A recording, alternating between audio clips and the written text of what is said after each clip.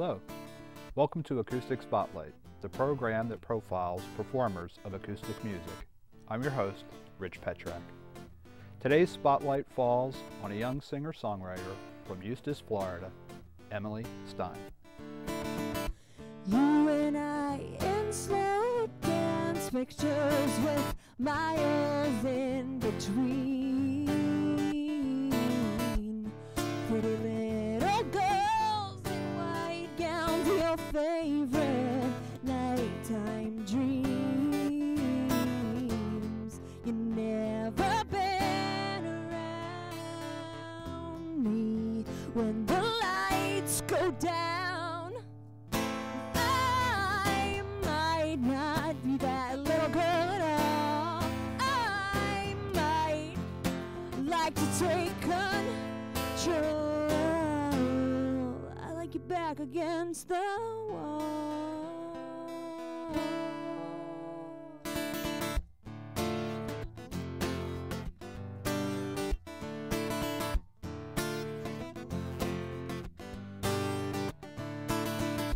All your friends have smiles to meet you and knives to say goodbye. But you think you're safe with pretty little me by your side. You never been around me when the lights go down. And I might not be that little girl at all. I might like to take control.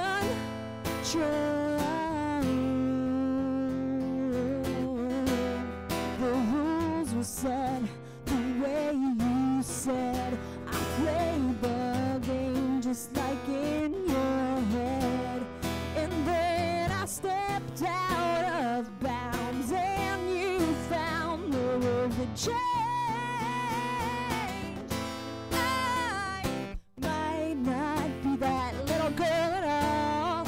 I might like to take control.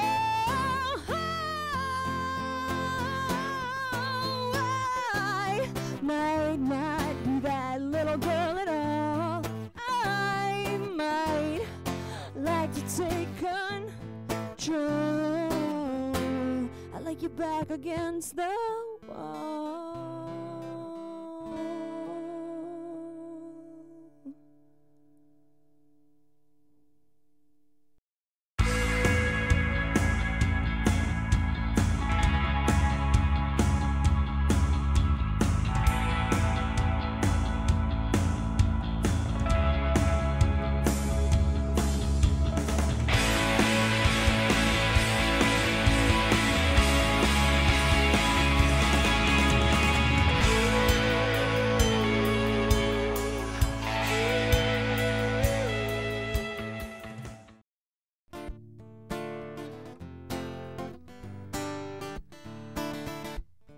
Welcome back to Acoustic Spotlight, and welcome to our guest today, Emily Stine. Hi, Emily. Hi, how you doing? Good, how are you? Great, good to be here. Thanks for coming down. I enjoyed that first cut you played. Can you talk a little bit about that? Yeah, sure. That is the oldest song on my new record. It's called I Just Might. I wrote that one about a year and a half ago, I guess. And when I write songs, a lot of times I will create a character that is not myself to deal with a certain situation. Like, I will think about something that may happen and then try to come up with a way that a person other than myself would react to it, so that hopefully it'll relate to a wider audience. So that's how I wrote that one. Come back, yeah. I mean, that's usually one of the questions I like to ask is, you know, that songwriting process. How do you come to that? Yeah. How long have you been writing your own material? Pretty much since I started playing guitar, which was 8 years ago, I guess.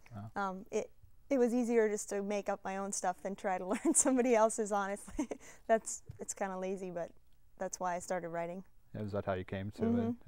Yeah. Are you self-taught on the guitar? I took a few lessons to sort of get the basics down, and then kind of went from there. So would you say, do you do a lot of cover material, or are you? No, I don't. I know a few here and there to, you know, fill in time in the longer gigs, but generally I just do my own stuff. Mostly your own? Yeah. Wow, that's it. And some of your influence, who would they be? Wow. Well, when I was a kid, I grew up in Virginia, and in the mountains, so I went to a lot of bluegrass festivals and listened to a lot of that kind of music. And then when I moved to Florida, I got introduced more into like the late 70s punk bands and 80s hair metal, and I used to spend summers with my cousins, and we'd dance around on the waterbed to like cheesy 80s great music like you know, Poison and White Snake and all those bands. So I guess my influences are really, really broad. Like, so I try to take something from all music that I listen to.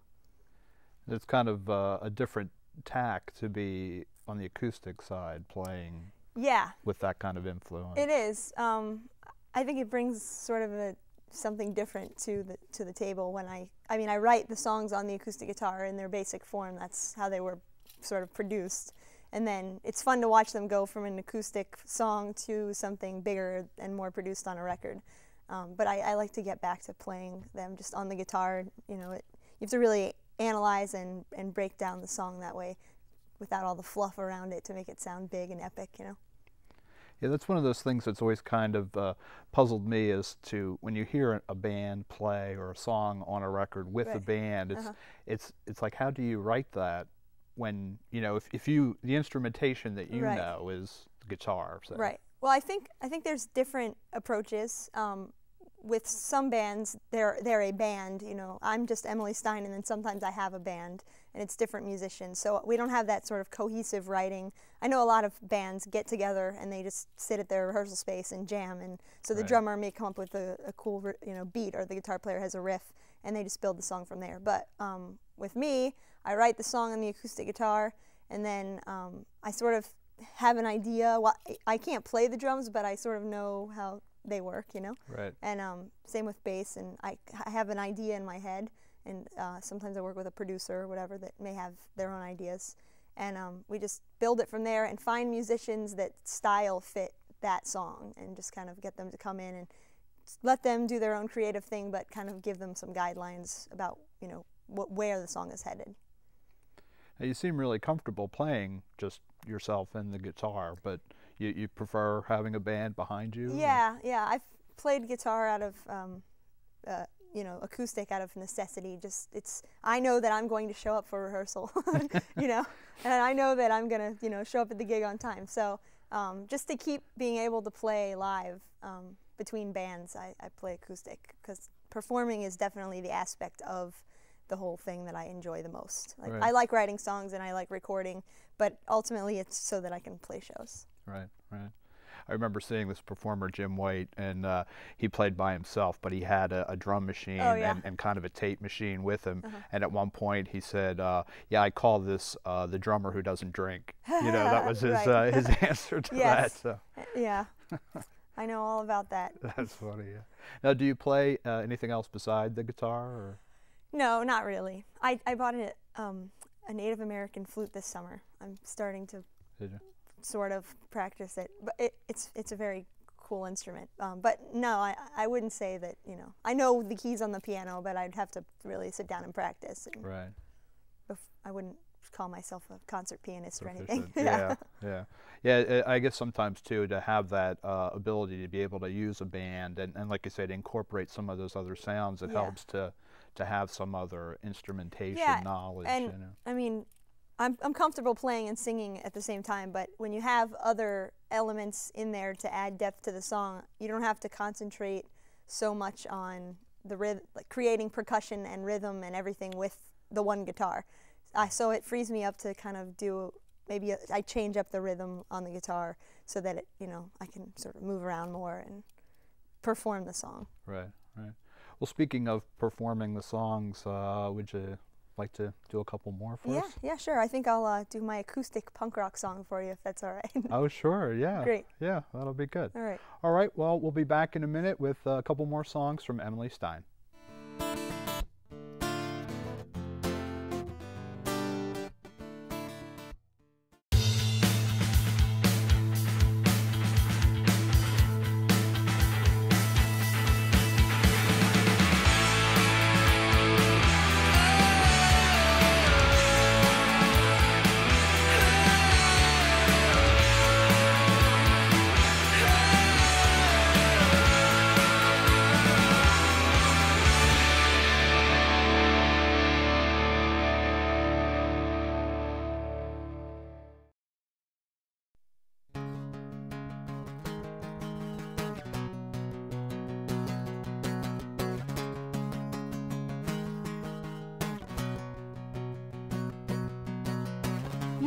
rocker, and that's what got her attention. But now you're wearing polos tucked into jeans, always whining, honey, why can't you spend more money and more time hanging out with all my friends and me? And I don't know why you let her walk all over you, and I don't know why you won't let me take her out for you. What if I punched your girlfriend? What if I punched your girlfriend? Then will you rock with me?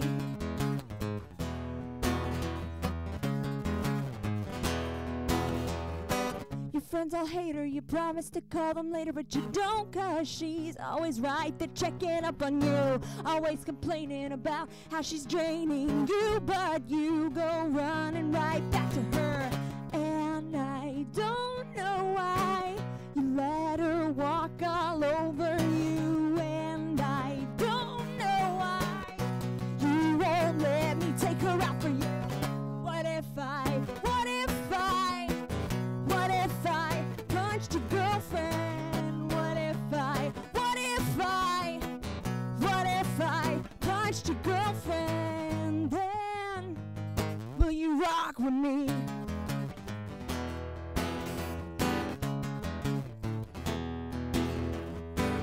What if I punched your girlfriend? And I don't know why you let her walk all over you, and I don't know why you won't let me take her out for you. What if I punched your girlfriend? What if I punched your girlfriend? Then will you rock with me?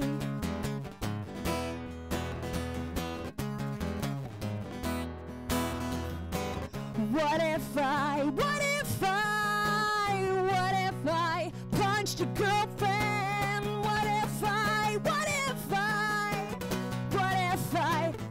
girlfriend?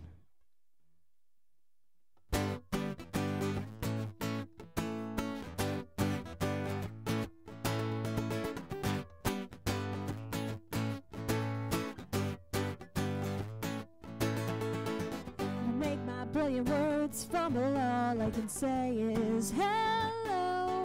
So you don't know, no, you don't know. The minute I met you, I knew that I loved you, and I tried to let you know that my communication is so. Don't go, oh baby, no. Don't go, and don't go, oh baby, no. Don't go. And every time I thought I figured it out, I let you know not to go. Well, something happens and I'm left here without you.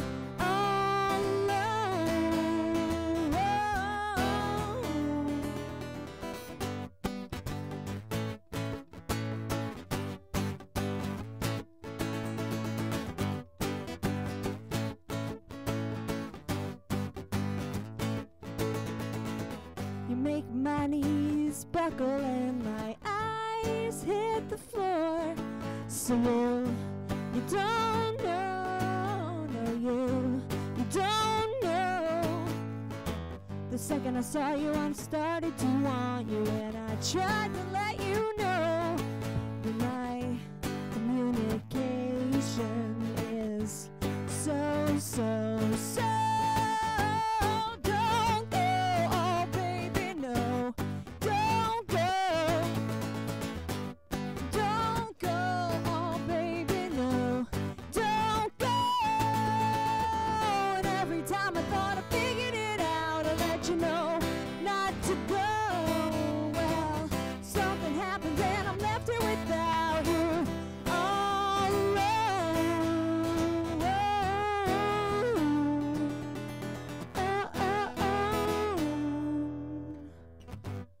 Don't go, no, no, don't go. Don't go, no, no, don't go. And don't go, oh baby, no, no, no, don't go. And every time I thought I figured it out, I'd let you know not to go. Well, something happens and I'm left here without you. All alone. Don't go, oh baby, no, no, no, don't go. Don't go, oh baby, no, don't go.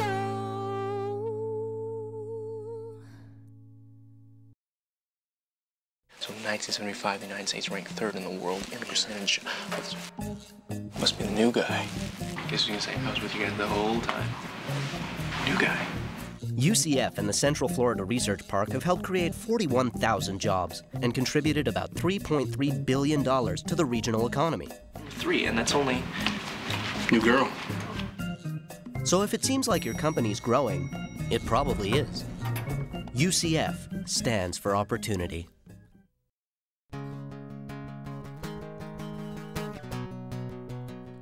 Welcome back to Acoustic Spotlight. We're here with Emily Stine. Well, we went to the beach, and before that, we had violence. Yes.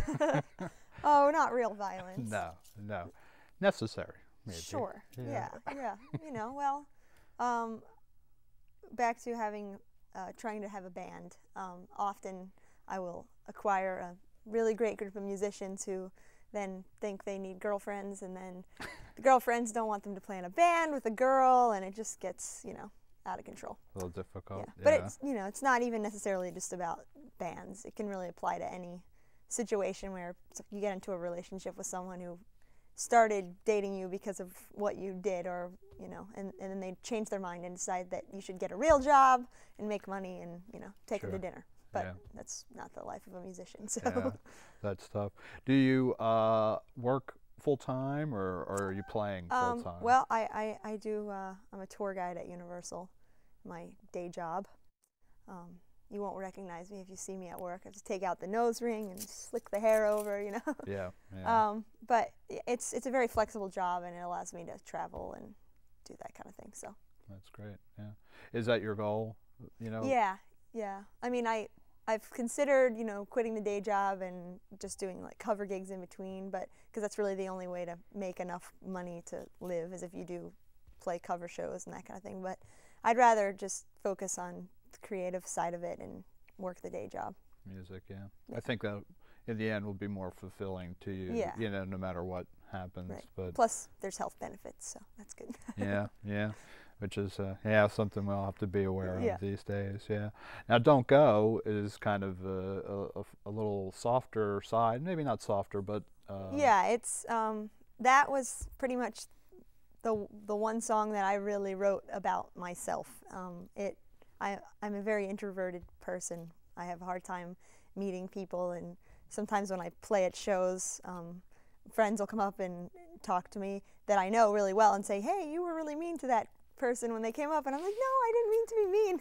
I just I have a hard time with talking to people, so that's why I wrote Don't Go, because it's just like, you know, I wanted to talk to you, but I'm really shy, so don't hold it against me, you know. So I think I sometimes give off that sort of like, I don't want to talk to you vibe, and it's just because I don't know what to say, and I get very, you know, jittery. It's just shyness, meeting new people, so don't be, if you come to my show, don't come up and say hi and give me a minute, you know. So. That can be interpreted, a couple different ways. Sometimes people think you're aloof or cold, and really it's just uncomfortable sometimes. Yeah. That's great. Listen, I've been admiring your guitar there. It's a beautiful Martin. Have you had that for a long time? I got that guitar about 3 years ago, I guess. A little roommate mishap, so I got a really great guitar out of it. Yeah. Well, that works, right? Yeah, I love it. It's it's a number 2 in a 200 custom series. It's really pretty. Yeah. Love it. It's very nice, yeah. Do you have others? Yes, I do. I have a little bit of a guitar problem. I have a Les Paul. It's a black custom 94 that I play when I play with my band. And then I have another acoustic. That was my first acoustic guitar. It's a Simon & Patrick. It's a Canadian guitar company. Seagull Guitars, it's the same company, which I still like that guitar. It's got stickers all over the case, and, you know, Yeah. that's my bumming around, you know, guitar that I play when I go wherever, to the beach or friend's house or whatever. Sure. And then I have a Heartbreaker. There's a brand of guitars called Daisy Rock guitars. When I was first starting to play electric guitar, before I got my Les Paul, which weighs 15 or 16 pounds, I got this little guitar. It's a smaller neck. It's a little easier to get your fingers around, and I was practicing lead stuff. I would practice on that. It's shaped like a red heart. It's really pretty. That's cool. Yeah. And I just bought a butterfly-shaped bass. That's my next endeavor. I want to play the bass. Play that, Yeah. I technically know how to play it. It's just practicing and getting the fingering, and it's set up like the guitar, so it's not. Sure. Now you have a CD, I do. which I happen to have Came here. out last spring. It's called Music for My Friends, and there's 10 tracks on there. There is one cover. I'm a huge fan of the band Heart, and I did a cover of Magic Man. The producer that I worked with on that record, Justin Thomas, who works over at Gridlock Studios, he has wanted to produce that song for a very long time, and I said, I'll do it. It'll be fun. Yeah. It's note for note, basically. We went through the song, made it exact, tried to get the same guitar tones, even set the drums up, had the drummer that played on that kind of study the style of the drummer from Heart's band, and so it's pretty accurate to a fair representation of the song. Wow. Yeah, I think there's kind of a little bit of something for everybody on the record. I really wanted to not so much stick with one style, but with this, just sort of express all the music. And that's why I called it Music for My Friends, because it's just music that I've written about people or for other people that I've known over the last couple of years. Now, is there a way that people can find out about what you have going on, like through the web? You have a website? Yeah. Come be my friend on MySpace. That's the best way to find out about my shows. MySpace is a really interesting tool for musicians because it's free. You don't have to pay for it like you do a website. But you can go to myspace.com/Emily Stine. But it's spelled weird. It's E-M-I-L-Y, just like Emily, and then it's S-T-I-N-E. People mess it up all the time. Yeah. E-I-N, I-E-N-E. I've heard all different spellings. It's French, not Jewish. Oh, okay. Yeah. All right. Well, listen, I want to thank you for coming down today. Sure. And would you care to do one more number for us? Sure. I'll do my Angry Girl song. Every girl needs an Angry Girl song. So. All right. All right. Well, it sounds good. All right. Thanks again. And we'll be back in a minute with one more from Emily Stine.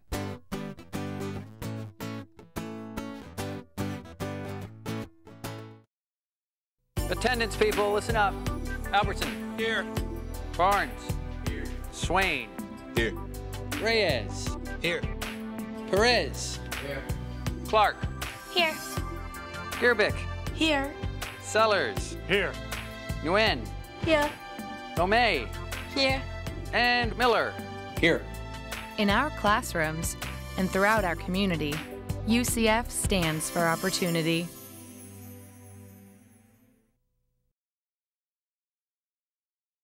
Well, that's it for our program for today. I'd like to thank Emily Stine for coming down to visit us, and thank you for tuning in. Emily's going to take us out with one more song, and we'll see you next time on Acoustic Spotlight.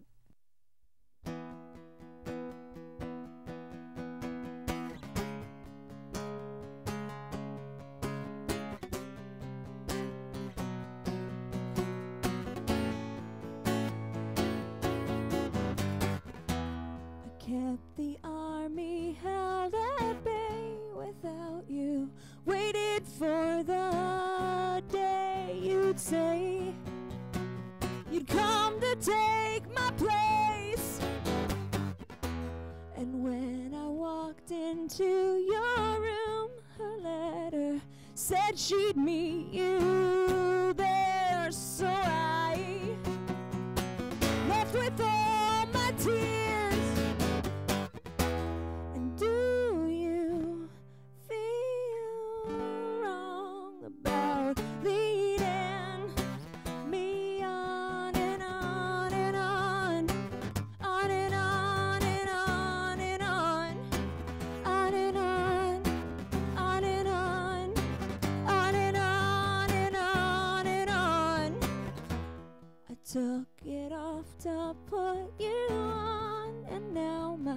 confidence is gone. Tell me, how was I so wrong? I laugh a lot when I'm with friends. I spend most of my time with them, convincing myself it's not the end. And do you feel wrong about leading me on? I looked around and found that you were playing with the enemy. With those suspicious inquiries were all from me. Now that I found the games that you were playing with the enemy, well, I'm left here to decide to stay or leave. Do you feel wrong about leading me on and on and on, on